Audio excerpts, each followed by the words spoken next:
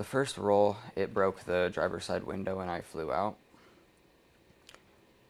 And it ended up rolling on top of my arm to where I was on my stomach and I was trapped under there for about half an hour before someone finally came and they called the police, and within a few minutes they had airbags underneath the truck to lift it up, and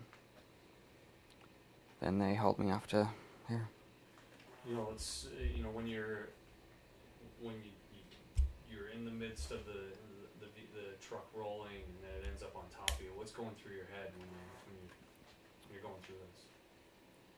I felt like an animal stuck in a trap, like laying there with, I mean, I could hear my phone ringing, like work calling me right next to my head, but it was underneath the truck, so I couldn't get to it. And that was probably one of the most despairing feelings. But, I mean, just knowing that I was completely fine and that was the only thing holding me back was just my arm underneath that truck. I panicked, but after a while I got numb, so I just decided to just lay there. I couldn't really do anything else.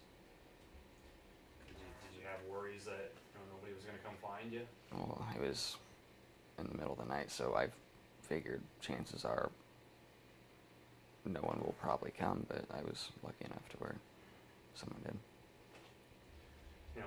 How did like I said? I mean, you've been able to at least kind of talk to the woman a little bit. What did you want to say to her?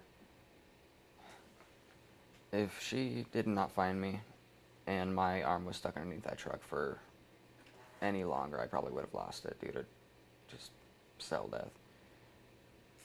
But they were able to get it to where it's just nerve damage, so all I have to do is just wait for the nerves to grow back. But I've already shown her my appreciation, told her thank you, and because she's the reason I still have my arm, and that's a pretty big deal to me. How long does 30 minutes feel when you're just waiting there helpless? I mean, does that seem like forever? It felt like an eternity. What did you want people to know? I know that kind of wanted to let people, hey, if you're feeling drowsy, you gotta pull over, wear a seatbelt. What are some of the things you wanted to let people know, kind of Well, from your experience? I wanted to make a point that, because I've seen some of the news stories already, people think I was texting and driving. I was not. But really, the only things I would have to say is, if you're tired, do not risk it, because it is not worth it. I had like a 1 in a billion chance of surviving that, and I got away with no major injuries, and I don't know how that happened.